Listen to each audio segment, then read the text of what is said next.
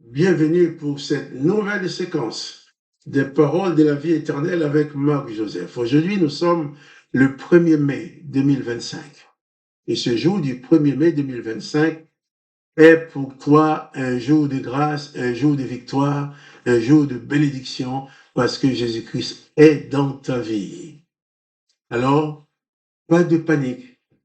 Réalise que le Maître est avec toi. Réalise que le Sauveur est avec toi.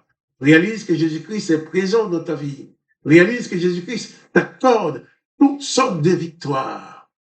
Comme nous avons vu hier, les disciples en échec, n'ayant pu pêcher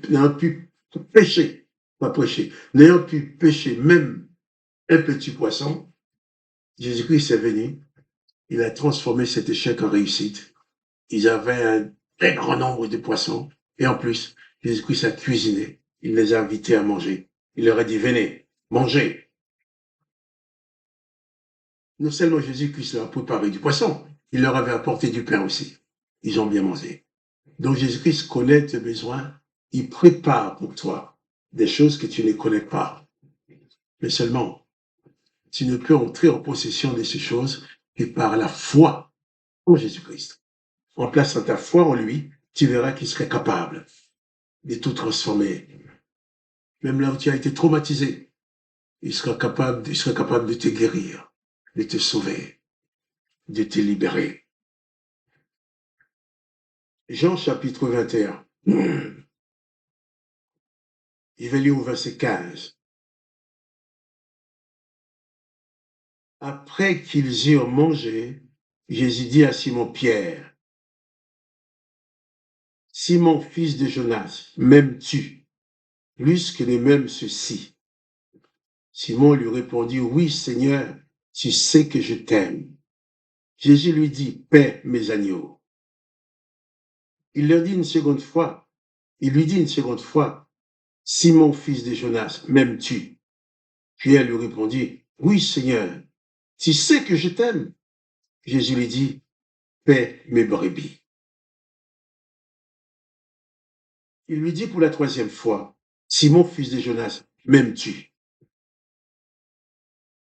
Pierre fut attristé de ce qu'il lui avait dit pour la troisième fois, m'aimes-tu? Et lui répondit, Seigneur, tu sais toutes choses, tu sais que je t'aime. Jésus lui dit, paie mes brebis. Pierre, la présence de Pierre avec les autres disciples avait aussi une portée spéciale. Premièrement, parce que Pierre, c'est celui des disciples qui avait moins peur lorsqu'on est venu arrêter Jésus, puisque les autres sont allés se cacher et Pierre a suivi Jésus jusque dans la cour du souverain sacrificateur. Et Pierre a été au bout de ses limites en suivant Jésus. Il a été jusqu'au bout. D'ailleurs, pour défendre Jésus, il avait sorti son épée, il a coupé l'oreille de Malchus, serviteur du souverain sacrificateur. Jésus a dit, remettre cette oreille en place, le dernier miracle avant sa mort. Et Pierre lui a suivi Jésus, il voulait voir ce qui se passe. Sauf arrivé à un certain moment, le pauvre Pierre n'a pas pu aller plus loin lorsqu'on l'a reconnu. On a dit, toi, tu es disciple de Jésus. Pendant 3 fois, Pierre a régné Jésus. Pendant 3 fois, Pierre a dit, non, je ne le connais pas. Non, je ne connais pas cet homme-là. Je ne sais pas de quoi vous parlez. Et au bout de la 3e fois, le regard de Jésus a croisé celui de Pierre. Comme pour dire à Jésus, pour dire à Pierre, tu vois, je te l'avais dit, tu m'as régné 3 fois. Et bien sûr, je pense que même quand Jésus était venu trouver Pierre avec les autres disciples, Pierre avait quand même ça sur la conscience. C'était un traumatisme dans la vie de cet homme. Alors moi, Pierre, j'ai régné le maître. Je suis un lâche. Jésus va faire en sorte que Pierre soit guéri. Jésus aurait pu dire à Pierre, tu rends compte, tu es un lâche, tu m'as régné. Tu as dit, tu ne me connaissais pas. tu es lâche.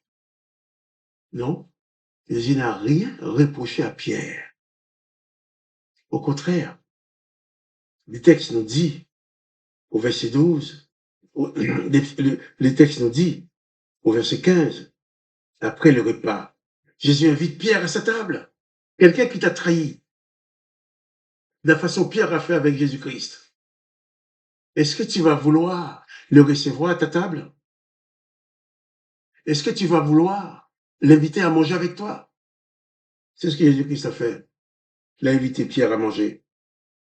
Et après le repas, Jésus va avoir une conversation particulière avec Pierre pour provoquer sa guérison.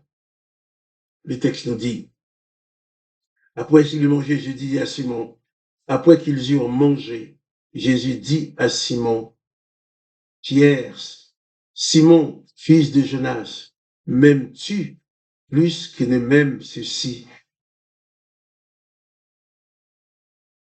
Pierre lui répondit, oui Seigneur, tu sais que je t'aime. Jésus lui dit, paie mes agneaux. C'est encore fort.